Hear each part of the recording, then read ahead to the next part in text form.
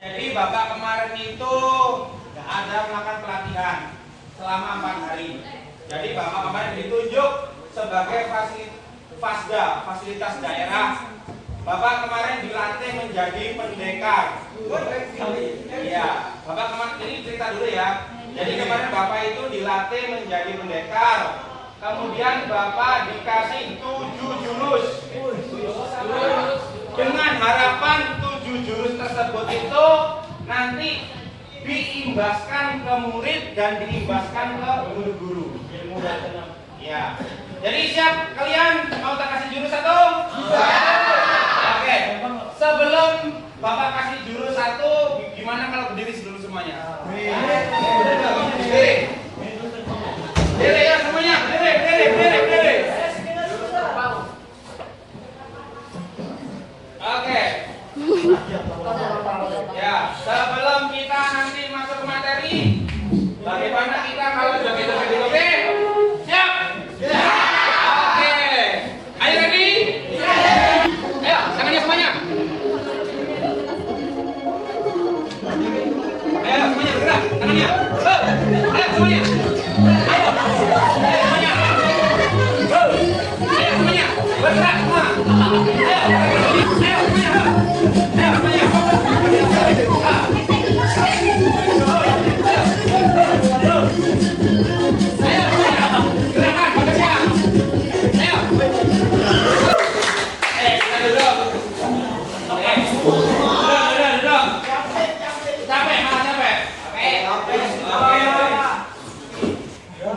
Jurus yang pertama. Jadi kemarin Bapak dikasih 7 jurus. Jurus yang pertama yaitu kenali potensi. Nah, jadi kemarin sebelum kita memulai kenali potensi, Bapak minta satu orang bisa maju ke depan, satu orang tebak profesi. Ada game tebak profesi. Siapa? Ayo coba kamu maju ke depan.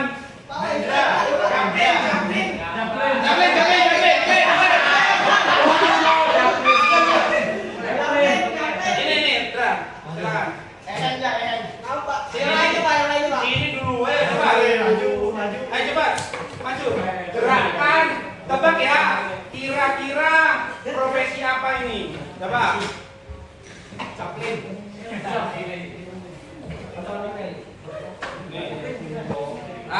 Oke. Tebak profesi apa kira-kira? Coba gerakan dengan gerakan. Kira-kira profesinya coba. Boleh bebas, apanya? Nyabur. Gerakan. Apa ini? Perawat. Apa? Guru. Apa? Perawat. Dokter. Ya, jawabannya benar. Dokter. Oke, kira-kira penting nggak sekarang? Kenapa penting? Kalau dihubungkan sama kenali potensi kira-kira penting nggak?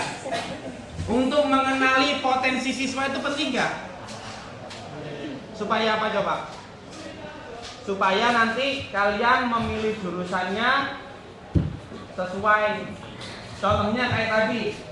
Contohnya kayak dokter tadi. Kira-kira dokternya itu tidak sesuai nih. Nah, dokternya abal-abal. Kamu dikasih obat apa itu? Dikasih obat bius, Panamek, mabuk. Nah, sama juga ketika kalian mengenali potensi kalian.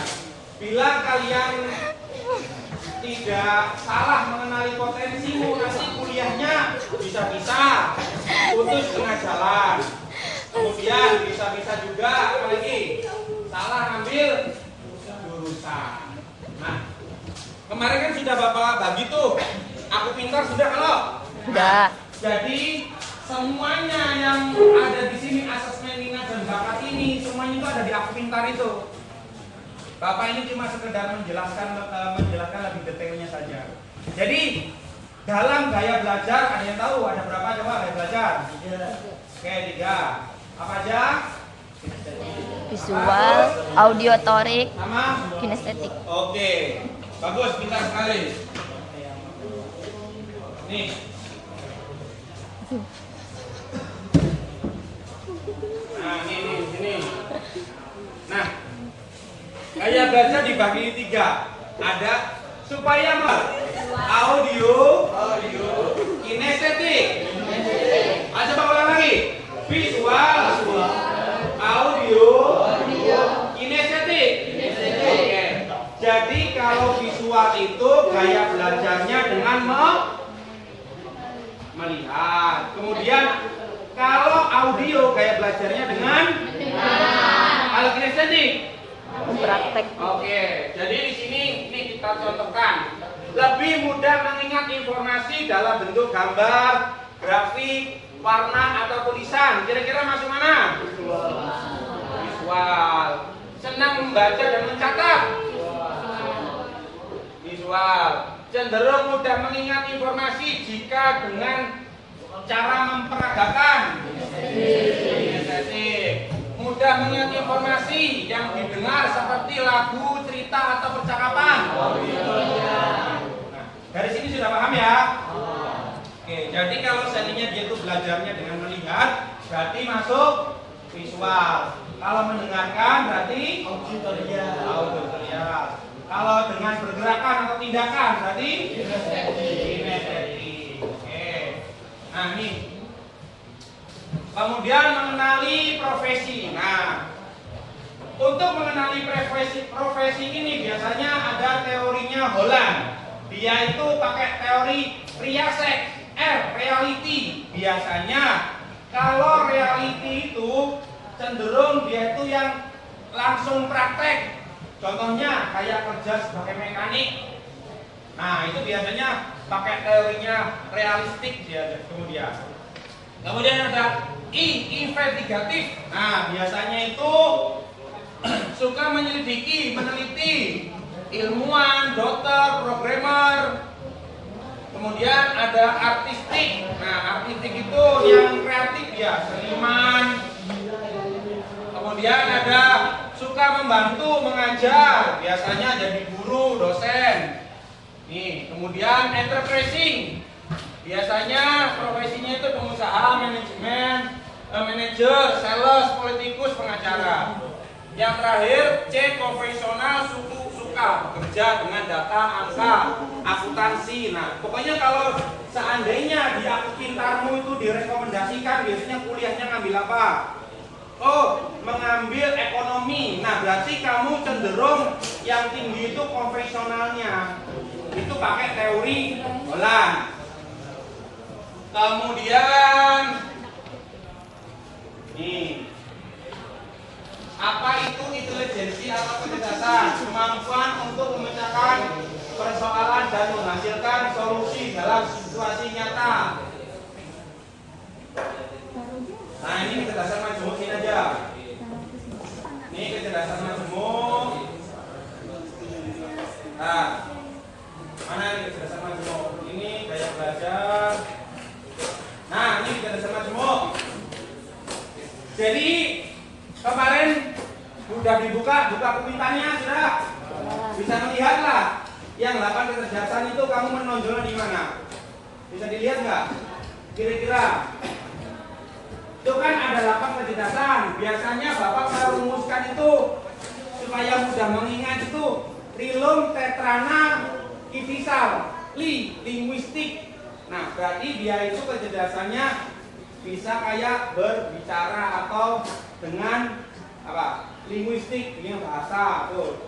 Logika matematika, berarti dia itu biasanya yang logika matematikanya tinggi dia. Lilum, N-nya musikal. Nah, tetrana, intrapersonalnya dari dia bergaul, intrapersonalnya, kemudian interpersonalnya dalam dirinya. Nah, natural, ini natural. Ada natural itu dia itu suka menanam, suka kemudian berkebun. Nah, itu tinggi biasanya. Itu setiap manusia itu memiliki minimal itu 8 kecerdasan, pasti punya salah satunya. Nanti kan bisa dilihat dulu di Aku Pintarnya juga lah. Oke, coba berapa kecerdasanmu berapa di situ? Yang lebih dari 70 atau 70 apa? Logika ya, logika matematika.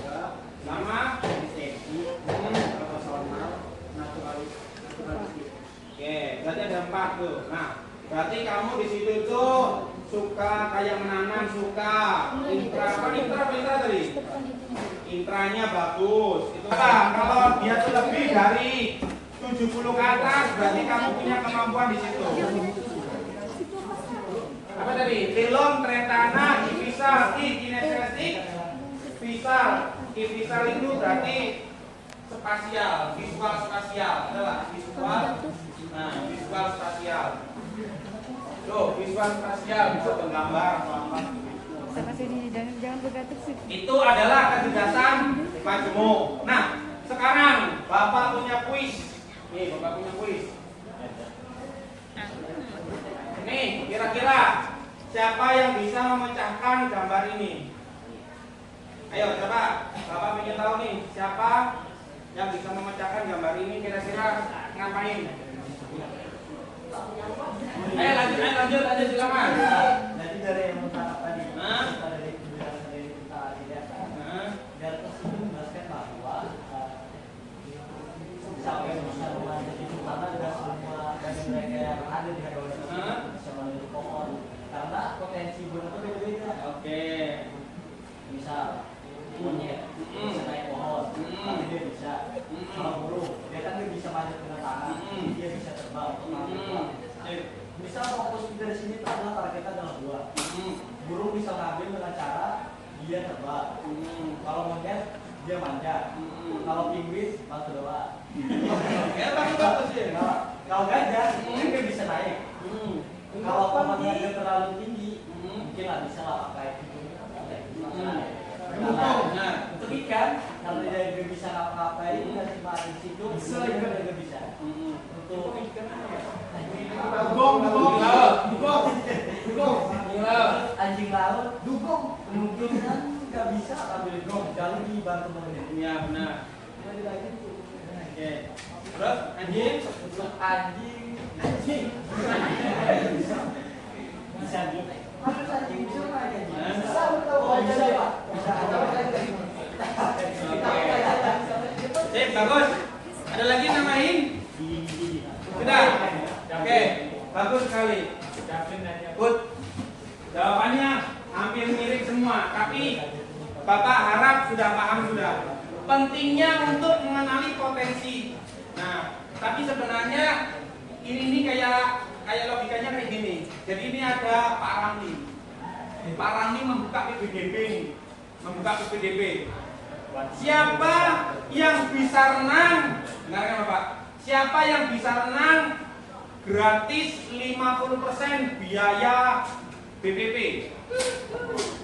Berlomba-lomba nih semuanya. Dari Pemantang Limau, dari mana lomba-lomba. Supaya apa? Supaya gratis dia untuk masuk sekolah ini. Untuk masuk sekolahnya ini. Kemudian nih ada si burung dulu. Burung ini kan dia tuh nggak bisa berenang, tapi dia tuh maksa berenang. Mencoba biur, wah, coba lagi biur lagi, berusaha dia pantang menyerah. Kemudian monyet juga bisa, penguin bisa, gajah telang, bisa, renang, ikan bisa cepat, dapat potongan diskon. Anjing laut dapat potongan diskon, anjing dapat potongan diskon. Ya. Jadi burung tersebut itu karena ambisi supaya dapat potongan 50% tadi ketika masuk sekolah tadi, dia itu hampir 1 semester ternyata latihan. Dia tidak bisa untuk berenang. Kemudian setelah 1 tahun dia kan nggak bisa namanya burung, bukan potensinya di situ. Ternyata apa? Setelah tahun berikutnya dia itu menyesal. Kenapa menyesalnya? Karena itu bukan keahliannya.